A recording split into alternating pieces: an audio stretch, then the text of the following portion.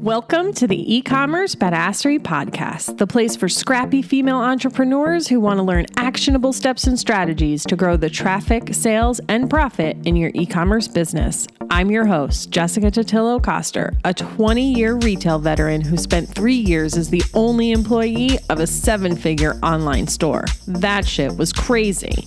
I know exactly how it feels to do all the things, and I'm sharing everything I learned the hard way so you don't have to. I may have started this business by accident, but supporting badass bosses like you lights me the fuck up, and I am so stoked to see you grow. Are you ready, babe? Let's roll. Welcome back to the eCommerce Badassery Podcast. I'm your host, Jessica Totillo-Coster. If it's your first time here, thank you so much for tuning in. I'm so grateful for you. If you're listening to this in real time, it's June 2021, which means it's likely your business is going to start to slow down in the next month or so. Now, of course, this isn't true for every retail business, but often summers are typically a slower time in retail because people are enjoying time with their families and traveling. And because we've all been locked down for the last year, I imagine most people are itching to get out and explore.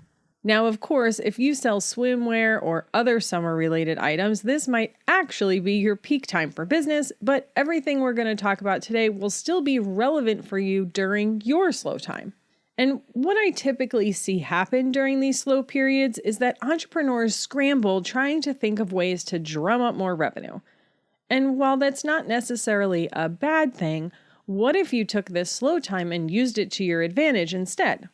And this is especially true if you're a one-woman show or your team is on the smaller side.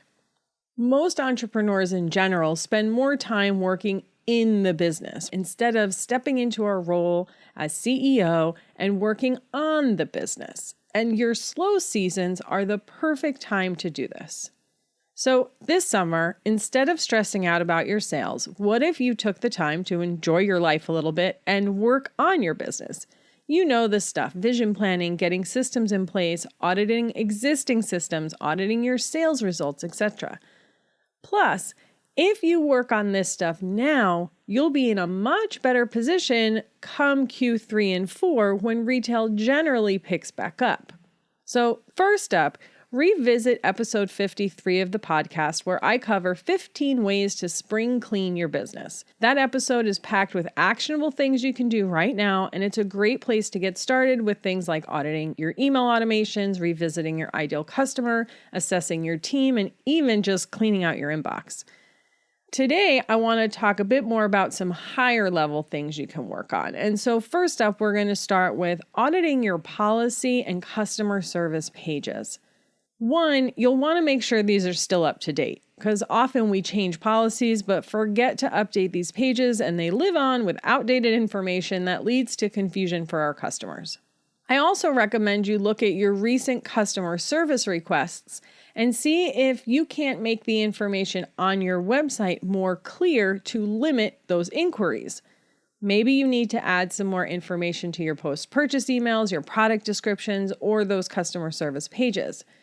Maybe it's time for you to add a chatbot to your site that can answer your most common questions so the customer doesn't have to wait until your customer service team replies to their email inquiry. Ultimately, you'll want to do your best to decrease your customer service inquiries overall. And in fact, you should consider this just as important a metric as your website conversion rate, because the more you can decrease the customer's need to inquire, the more likely they are to convert, the faster they're going to convert, and the more efficient your customer service team can ultimately be, which will save you time and money. Next up, review your shipping costs. Shipping is often one of the biggest expenses for an e-commerce business, and when was the last time you did a little analysis here? Now that we're living in the Amazon age of e-commerce, it's unlikely you're going to make money on shipping, but if you can at least break even, you'll totally be winning. If you're currently spending a lot more on shipping than you're bringing in, maybe you have to adjust your rates, look for better deals, adjust your packaging, or just raise your free shipping threshold. As you've probably heard me say a bajillion times before, you want your free shipping threshold to be a few dollars more than your current average order value. If it's not, that's a good place to start because it's possible you're just giving away too much in free shipping. Also, are you getting the best rates possible on your shipping? At a minimum, you'll want to use Shopify shipping versus paying regular retail rates at the post office, UPS, or FedEx. And when you ship right through Shopify, you'll get discounted bulk rates. And the higher plan you're on, the higher discounts you get. If you're a high volume seller, it might be worth it to get your own shipping accounts and negotiate your own rates directly with the carriers. Quick tip here. The fewer size boxes you usually use, the better deals you can get from the carrier. And if you're not already using a shipping software like ShipStation, now is a good time to start looking at that one. Not only will it make your fulfillment process way easier, but you'll also be able to take advantage of bulk discounts that get passed on to you. And if you're a subscription box, definitely check out Pirate Ship. So what else can we do this summer? It's a great time to get any big projects done that have been sitting on the back burner. Not that you should necessarily be the one doing the work, but big projects have a way of interfering with the day-to-day of your business, so your slow periods are the perfect time to do them. If you don't have a team to handle the work, it's likely going to be worth it for you to outsource that to someone else. Maybe you need to reorganize your warehouse, overhaul your email automation, get your documents organized, or finally create that affiliate program you've been wanting to put in place. Whatever those big projects are that you've been putting off because you know it's going to take so much time, energy, and effort, do those now. And like I said, don't be afraid to outsource this. For example, I'm working with a client right now who already has all of her email automations, but she hasn't updated them in years and their performance is starting to slip. She's also updating her website and doing a brand refresh, so now is the perfect time to overhaul those automations, and she's hiring me to do it. Next up, start planning for Q4. Yes, I said it. In the e-commerce badassery Megamind, we're spending June and July planning and getting ready for Q4. Nope, it's not too early, and in fact, it's never too early. At a minimum, start looking back at your results from last year and figuring out what worked and what didn't so you can do better this year. Listen to episode 11, What is a Campaign Recap and Why You Need One, which will walk you through the process I use for this. You don't necessarily have to execute everything for Q4 right now, but if you at least map out your plan and give yourself some deadlines, you'll be in a much better position when we start rolling into our busy time. Another thing you can start doing this summer is to get started with ads. If you haven't been doing ads yet, but you've been wanting to, I'd rather see you start doing them now versus trying to learn them when your business is at its peak. Take a course, invest in an expert, start testing things. Don't wait until the holidays to start doing ads. You're going to have so many other things going on, you won't be able to give it the dedication and attention it deserves. And speaking of courses and investing in an expert, if there's anything else you've been struggling with in your business, whether it's just overall e-commerce strategy, something specific like social media or email marketing, or even if you've been thinking about adding wholesale to your business, use this time to learn and hone those skills. Hell, it may even be re-listening to the e-commerce badassery podcast. You know, those episodes you listened to on 2 times speed and never really absorbed or took action on. The same goes for your team. Now is a good time to invest in their education and give them the tools they need to do their job better. When it comes to overall e-commerce strategy, SEO, or email marketing, I'm obviously your girl. Check the link in the show notes to hop on a clarity call and figure out how I can support you.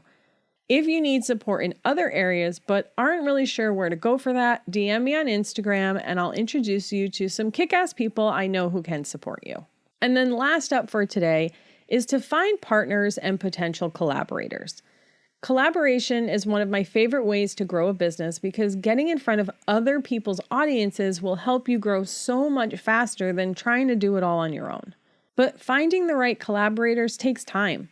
So use this downtime to start researching complementary businesses, brainstorming ideas for how you can work together, and getting all of your ducks in a row so when you pitch these partners, they're excited to work with you.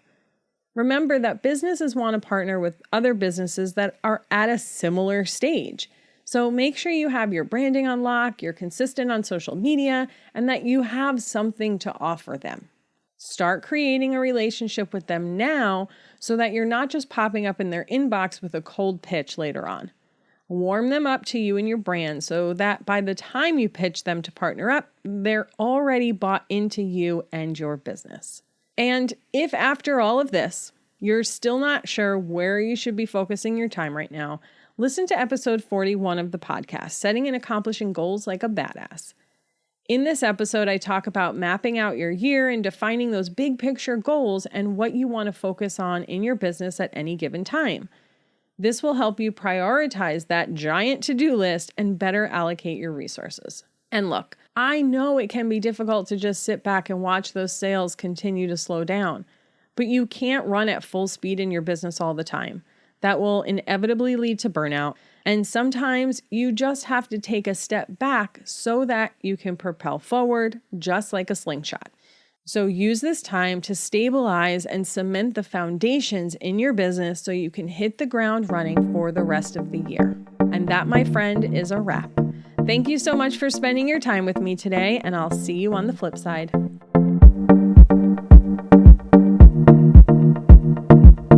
Thank you so much for listening to today's episode. If you like what you heard, I'd be so grateful if you'd leave a review on Apple Podcasts, and don't forget to subscribe so you never miss an episode. And if you're looking to surround yourself with more product entrepreneurs who totally get your life right now, get your booty on over to the eCommerce Badassery Facebook group. Can't wait to see you there. Until next time, e-commerce friends, stay badass.